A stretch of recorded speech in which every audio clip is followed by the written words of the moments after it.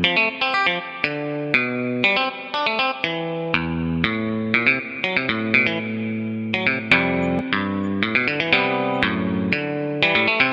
God Lover.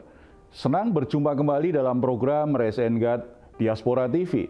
Setelah melewati kesibukan sepanjang hari ini, mungkin ada situasi yang membuat jiwa Anda mengalami letih, lesu, dan berbeban berat. Jangan menyerah, sebab Tuhan mengundang kita semua untuk mengalami kelegaan.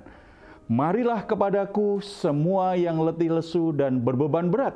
Aku akan memberikan kelegaan kepadamu. Itu yang dikatakan oleh Tuhan Yesus kepada kita. Oleh sebab itu, mari kita hampiri Dia. Mari kita bersatu di dalam doa.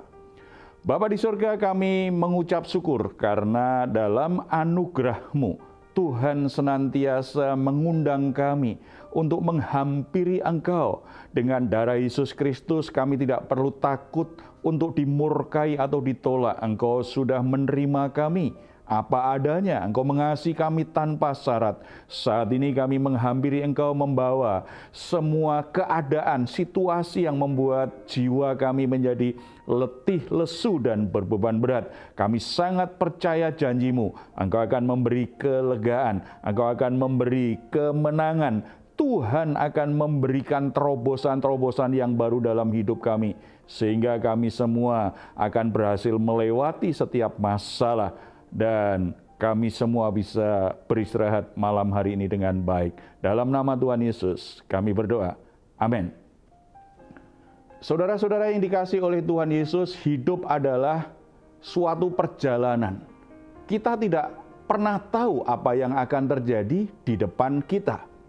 Bisa saja kita membuat sebuah rencana yang sangat baik tentang masa depan, tetapi tetap bagaimana keadaan kita di depan itu adalah sebuah misteri. Tetapi puji Tuhan, karena Allah yang kita sembah di dalam Yesus Kristus adalah Allah yang memiliki masa depan.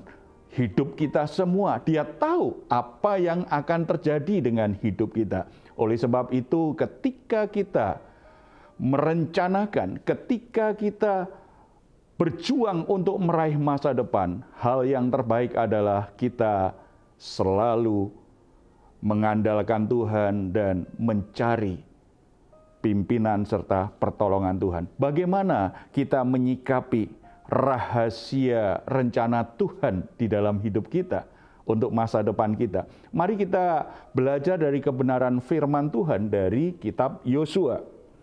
Yosua pasal yang ketiga, ayat 1-17 memberikan kepada kita sebuah prinsip iman yang sangat penting bagaimana kita bisa mengalami rencana Tuhan untuk hidup kita saat ini dan yang akan datang.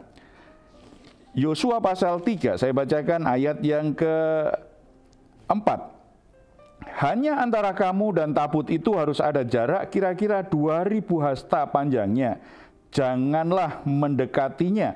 Maksudnya supaya kamu mengetahui jalan yang harus kamu tempuh.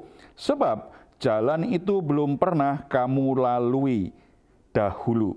Saudara-saudara, prinsip pertama supaya kita bisa mengalami rencana Tuhan dalam hidup kita dan dalam masa depan kita adalah kita harus hidup selalu dalam tuntunan Tuhan.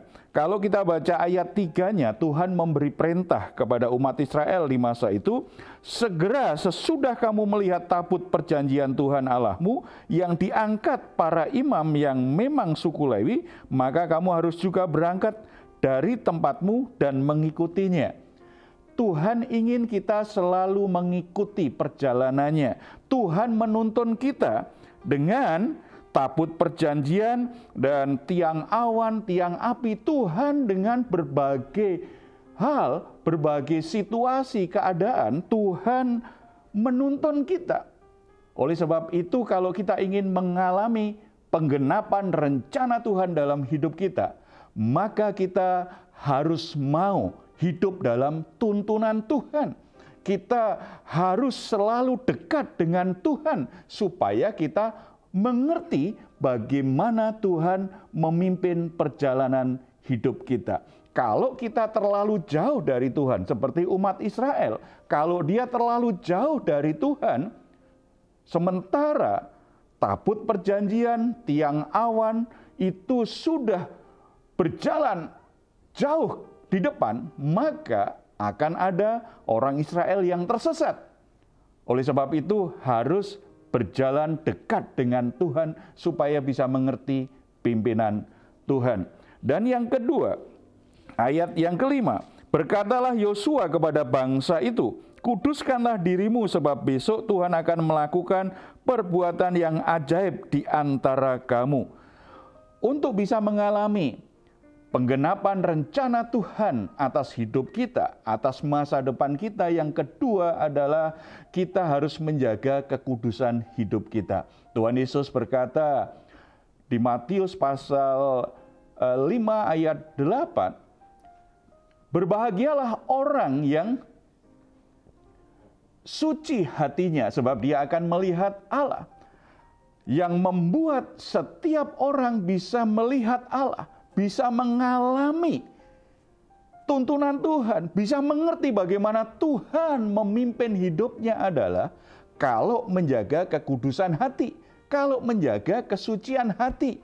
Kalau kita tidak mau menjaga kekudusan hati kita, maka hidup kita akan berjarak dengan Tuhan. Nah, kalau kita berjarak dengan Tuhan, kita akan tersesat, kita akan kehilangan arah.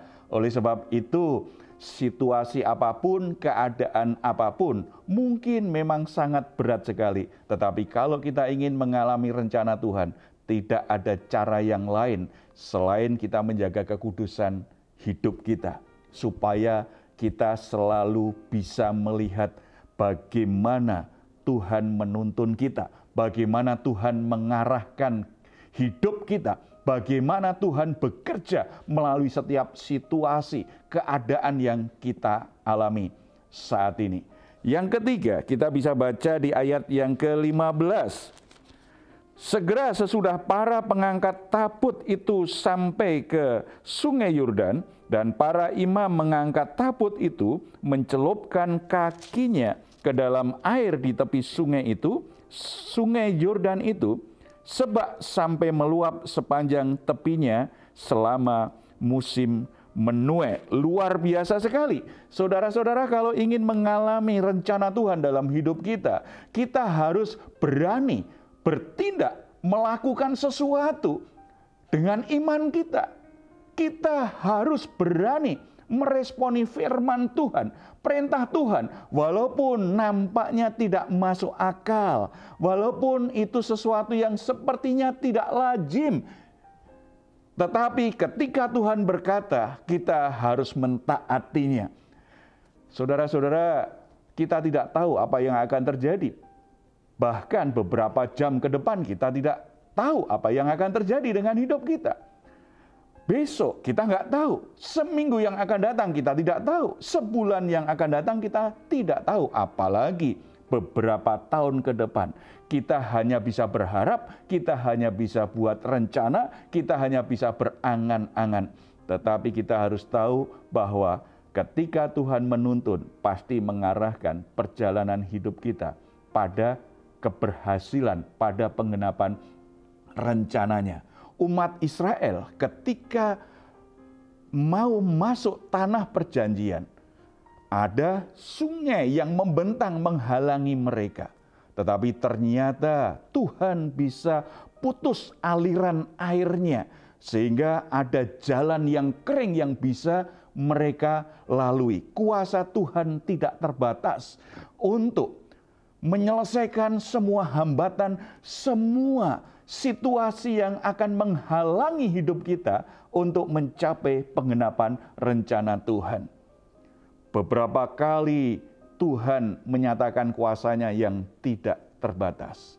Saudara-saudara, mungkin saat ini saudara sedang diperhadapkan situasi yang sangat berat, keadaan yang begitu sulit untuk diatasi, dan saudara tidak yakin lagi atau ragu, apakah saya bisa sampai pada masa depan seperti yang Tuhan katakan. Apakah saya bisa memiliki masa depan yang cerah seperti yang Tuhan janjikan?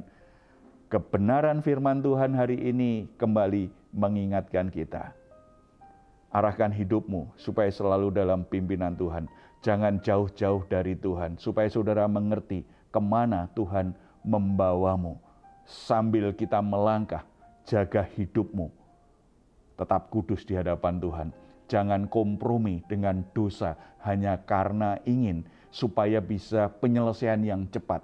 Tidak, jaga hidupmu tetap kudus sesuai kebenaran firman Tuhan. Dan ketika Tuhan berfirman, kata-kata Tuhan, rema yang dari Tuhan, kita dengar, kita baca, Tuhan sampaikan dalam pikiran dan hati kita. Bertindaklah dengan penuh iman, maka kuasa Tuhan akan terjadi. Sesuatu yang ajaib Tuhan kerjakan dalam hidup kita. Puji Tuhan. Mari kita datang kepada Tuhan. Kita bawa semua pergumulan kita, masalah kita, sesuatu yang menghalangi perjalanan hidup kita untuk melangkah maju. Mari kita bawa di hadapan Tuhan. Percayalah kuasa-Nya sanggup untuk menolong kita semuanya. Mari kita bersatu dalam doa. Bapa di surga, kami mengucap syukur karena firman Tuhan ini memberi kami kembali semangat untuk tidak menyerah dengan masalah-masalah yang sedang kami hadapi.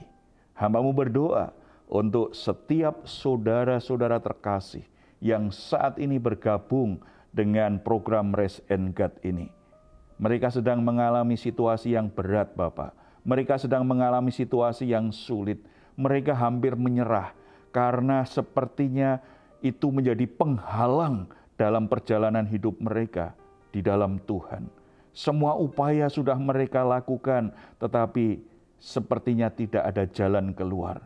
Tidak bisa disingkirkan.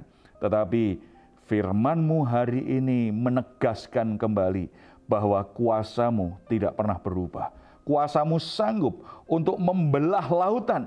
Kuasa-Mu sanggup untuk menghentikan aliran air sungai dan membuat jalan yang baru, jalan yang kering untuk dilalui umat Israel.